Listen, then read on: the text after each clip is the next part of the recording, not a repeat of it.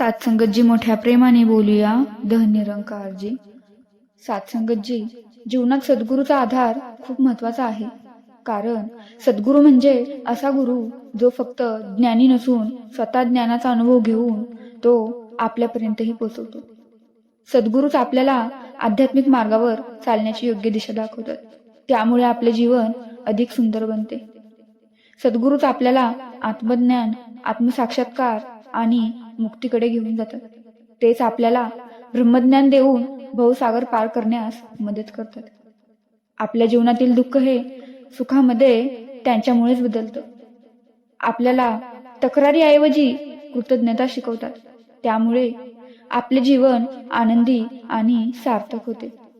सत्संगतजी, सद्गुरू हेच आपल्याला आत्मज्ञानाचा मार्ग दाखवतात. त्यामुळे आपल्या मनात, आपल्या जीवनात जो काही गोंधळ चाललेला असतो तो दूर होतो आणि खरा आनंद मिळतो.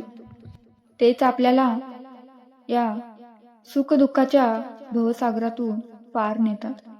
आपल्याला ईश्वराचे, प्रभू परमात्म्याचे ज्ञान फक्त सद्गुरूमुळेच मिळते.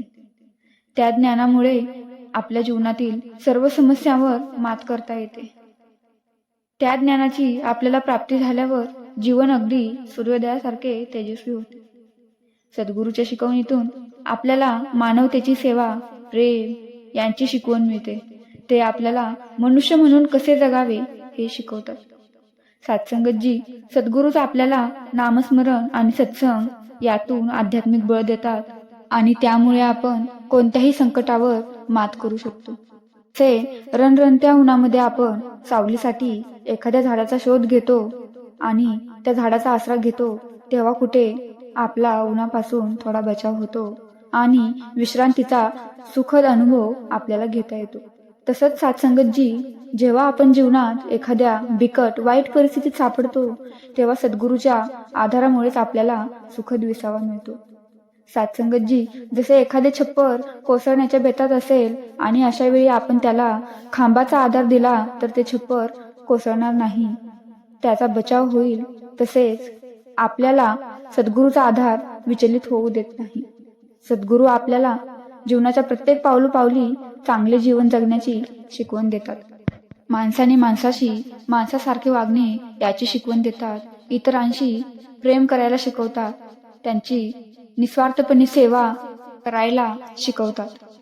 सद्गुरूंच्या विचारातून जीवनातील दुःख आनंदात बदलते.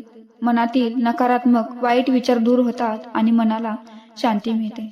मनात प्रेम निर्माण होतं.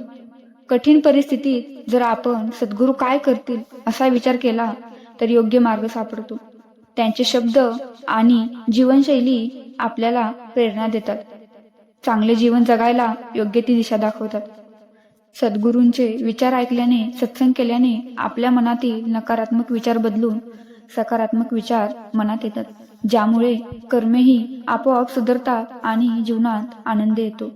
सद्गुरूंच्या विचारानुसार जगल्याने जीवनाचा आधारच सत्य बनते. आपण असत्याचा मार्ग सोडून सत्याच्या मार्गाने चालायला लागतो. सात्संगतजी, सद्गुरू हे केवळ एक व्यक्ती नसून ते परमेश्वराचे रूप आहेत, जे जीवाचा उद्धार करण्यासाठी, सत्य दाखवण्यासाठी आणि जीवन आनंदी बनवण्यासाठी खरे आधारस्तंभ आहेत.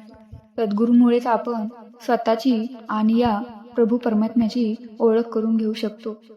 सद्गुरूंमुळेच आपण अंधश्रद्धा दूर करून सत्याच्या मार्गाने जाऊ शकतो. सात्संगतजी, बघा, जे जे रामकृष्ण हरी, गुरुचरणी लीन व्हा भवसागर तरी. तुका म्हणे सद्गुरू राया, तारुणी नेई भवजल माया. या अभंगातून संत तुकाराम महाराज आपल्याला सांगतात की सद्गुरुचरणी लीन व्हा हेच भवसागर पार करण्याचे एकमेव साधन आहे. सद्गुरूंच्या कृपेनेच मायाजलातून सुटका होते आणि जीवनाला खरा आधार मिळतो. सद्गुरूच आपल्याला नश्वर जगाच्या पलीकडे जाऊन शाश्वत सत्याचा, खऱ्या सत्याचा अनुभव देतात. आपल्या जीवनाला खरा अर्थ देतात. त्यामुळे सात्संगतजी, सत्संगशी जोडून राहणं आणि सद्गुरूंचे विचार आचरणात आणणं खूप गरजेचं आहे. त्यामुळे आपले जीवन अगदी सुलभ, आनंददायी बनेल. सात्संगतजी, आपल्या जीवनाचा खरा आधार हे सद्गुरूच आहेत.